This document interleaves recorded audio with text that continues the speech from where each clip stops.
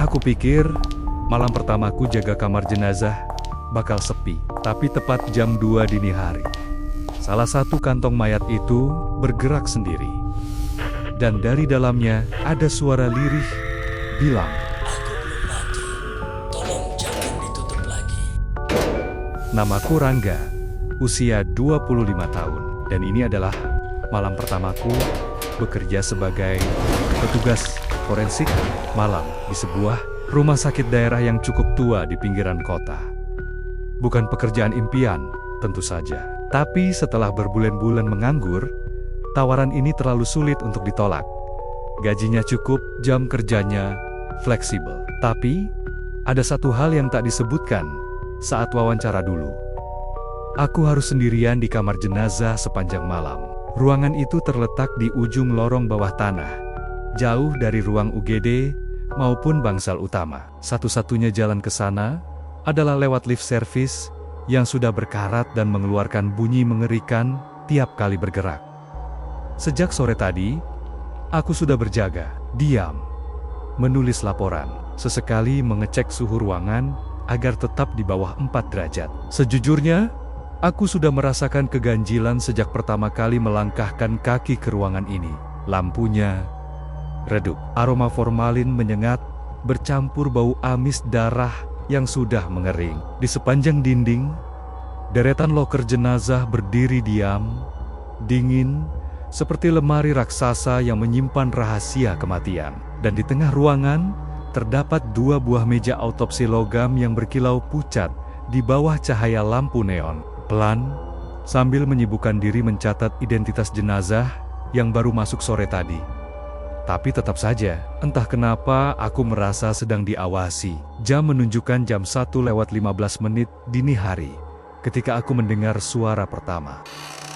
Suara itu seperti bunyi logam bergesekan. Kupikir hanya mesin pendingin yang bermasalah. Tapi saat kulirik loker jenazah nomor 7, aku melihat sedikit uap putih keluar dari celah pintunya. Padahal, tak ada siapapun yang membuka loker itu. Aku mundur. Tenang Rangga, gumamku. Itu cuma kondensasi, cuma embun. Efek suhu, tapi jantungku tidak percaya dengan penjelasan itu. Kuputuskan untuk duduk kembali, membuka catatan, dan mencoba fokus lagi. Tapi perasaan tak nyaman terus menghantui. Di luar ruangan, angin malam bertiup lewat ventilasi sempit. Tapi suara yang datang berikutnya bukan dari angin. Itu suara ketukan pelan dari dalam salah satu kantong jenazah di meja belakangku. Aku langsung berdiri.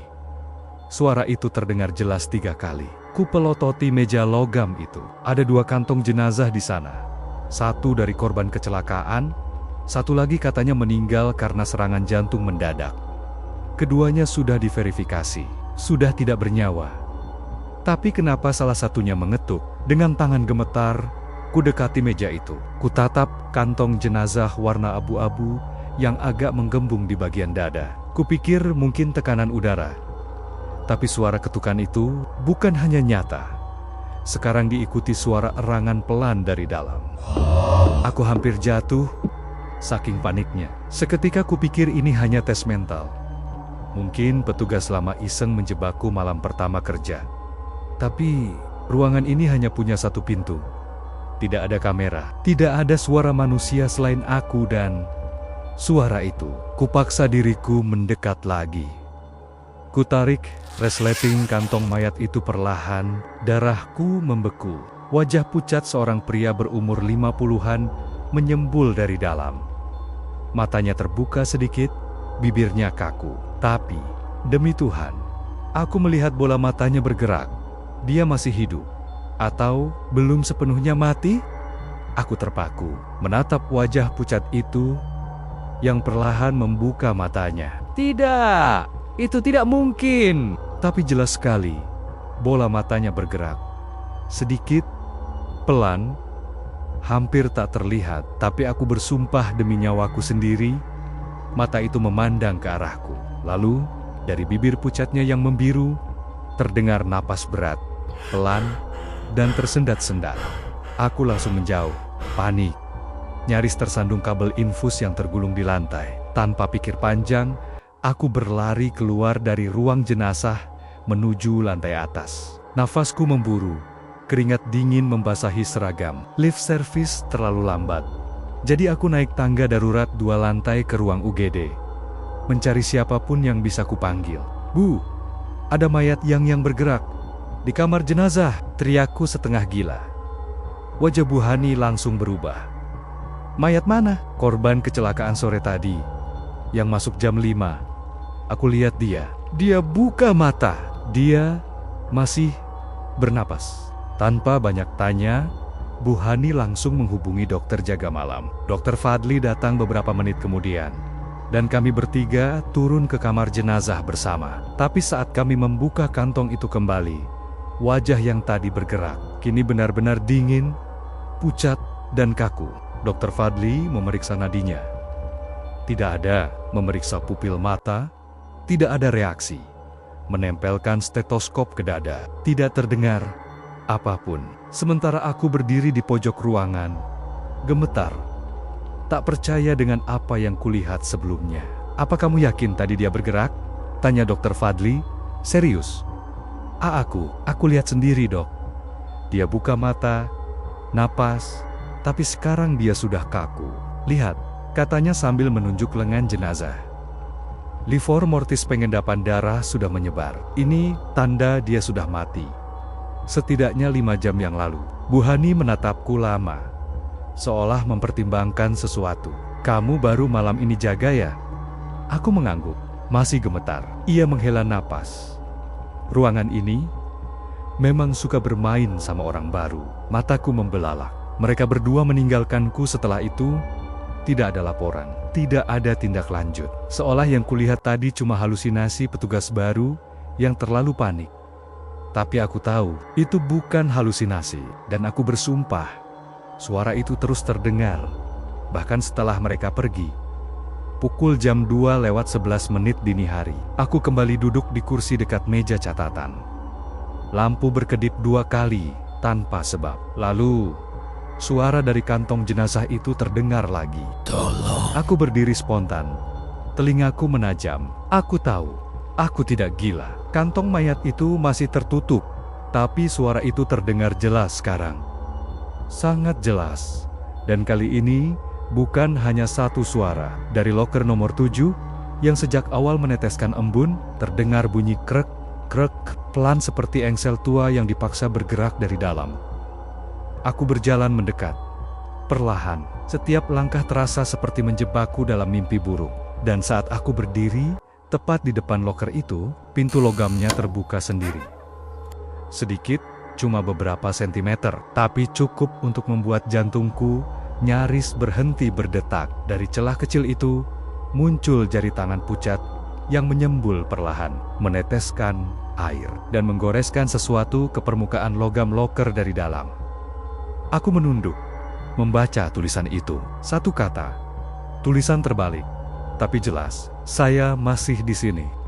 Jam menunjukkan jam 2:47 dini hari. Aku berdiri mematung di depan loker jenazah nomor 7, dengan tangan pucat menggigil, dan mata yang terus menatap goresan kata-kata yang muncul di permukaan logam. Saya masih di sini. Tulisan itu mulai memudar, terkena embun dan suhu dingin dari dalam. Tapi aku tahu, itu bukan hayalan, bukan halusinasi. Seseorang atau sesuatu di dalam loker itu ingin berbicara padaku. Kembali ke meja kerjaku, aku membuka file komputer rumah sakit dan mencoba mencari daftar nama-nama jenazah yang masuk hari ini. Ada 3. Semua sudah diberi label dan tercatat lengkap. Nomor 1 hingga 6 sudah sesuai data. Tapi saat kulihat, loker nomor 7 kosong, tidak ada data. Tidak ada catatan pengiriman jenazah ke sana. Bahkan sistem menyatakan, loker nomor 7 sedang kosong sejak 2 minggu lalu, karena rusak dan tidak boleh dipakai. Tapi, aku melihat dengan mataku sendiri. Ada seseorang di dalam sana. Kupelototi monitor, berharap ada kesalahan. Tapi tidak, loker nomor 7 tidak seharusnya terisi. Seketika, bulu kuduku berdiri. Ruangan tiba-tiba terasa lebih dingin dari sebelumnya, seperti ada yang mengintai dari balik kegelapan. Kupalingkan wajah ke arah loker itu lagi. Pintunya masih terbuka sedikit. Aku memberanikan diri mendekat. Kutarik pintunya perlahan. Senter di tanganku bergetar saat cahayanya menyorot ke dalam ruang sempit logam itu. Kosong. Tidak ada apa-apa. Tidak ada jenazah, tidak ada kantong, hanya ruang besi dingin dan kegelapan yang menelan semuanya. Tapi, dinding bagian dalamnya penuh dengan goresan tulisan ratusan, mungkin ribuan tulisan yang sama, berulang-ulang. Saya masih di sini. Saya masih di sini. Saya masih di sini. Seolah ditulis berhari-hari oleh tangan yang sama, dengan darah. Aku menutup loker itu dengan cepat. Napasku memburu. Ini bukan kerjaan manusia. Ini bukan sesuatu yang bisa dijelaskan. Aku mengambil radio HT dan mencoba menghubungi satpam yang berjaga di atas. Tapi, tidak ada jawaban. Hanya suara statik. Lalu sesekali terdengar seperti bisikan lirih dari seseorang yang terengah-engah. Aku hampir melempar HT itu ke lantai. Semua sistem mulai kacau. Lampu berkedip cepat.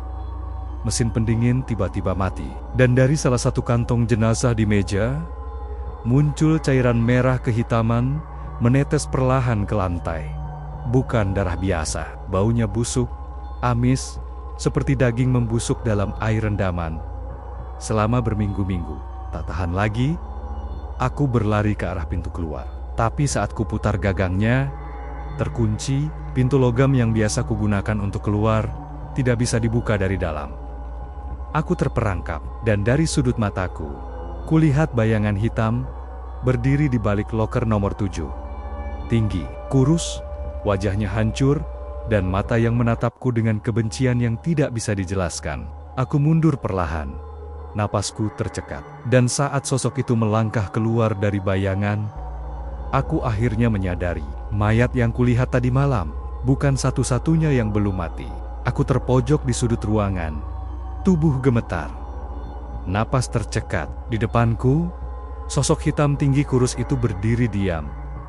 Hanya beberapa meter dari tempatku. Tubuhnya basah kuyup, seperti baru ditarik dari air. Kulitnya putih kehijauan. Mata membelalak dengan uret-uret merah menyembul keluar.